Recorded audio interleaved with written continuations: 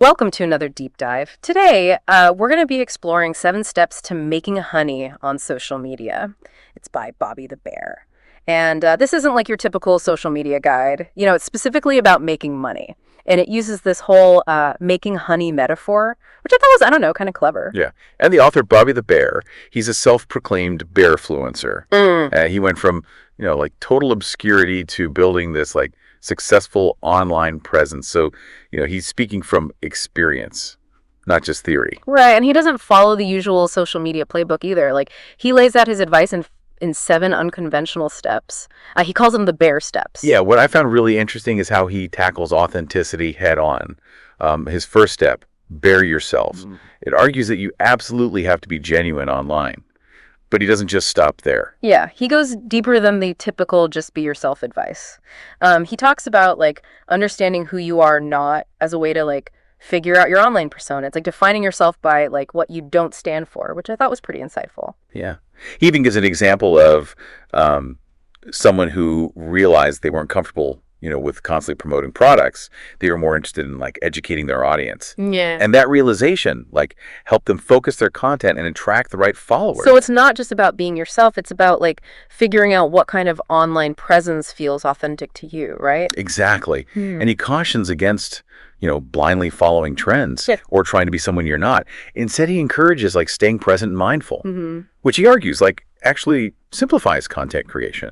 He points out how ironic it is that on social media, a platform designed for connection, so many people end up feeling like they have to put on this facade. Yeah. That makes me think about how often, we compare ourselves to others online.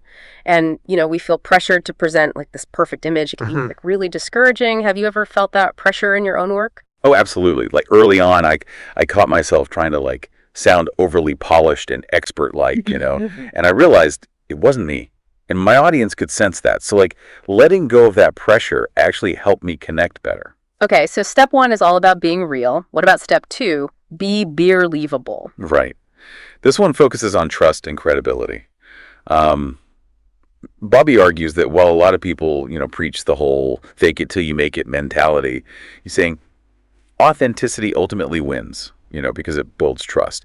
He even suggests incorporating humor, but, genuine humor, not trying too hard to be funny. So you're saying that while, a polished image might work initially, people eventually see through it. I can see that. It's those, perfectly curated Instagram feeds. They can feel, a little inauthentic after a while. Right. And he gives this example of a food blogger who, initially used filters to make their dishes look perfect. But when they started showing the real, sometimes messy process, their audience engagement actually went up. People connected with their honesty.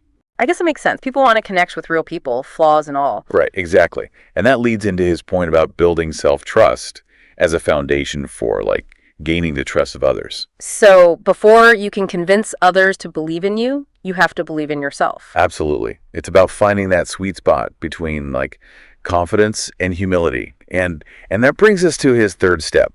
Be consistent. All right, let's talk about consistency. I think a lot of people struggle with this one. What's Bobby's take? He emphasizes the importance of showing up regularly on social media, but not necessarily posting every single day. Instead, he suggests finding a sustainable rhythm that works for you. So instead of burning ourselves out trying to post multiple times a day, we should focus on finding a pace we can maintain over time. Yes.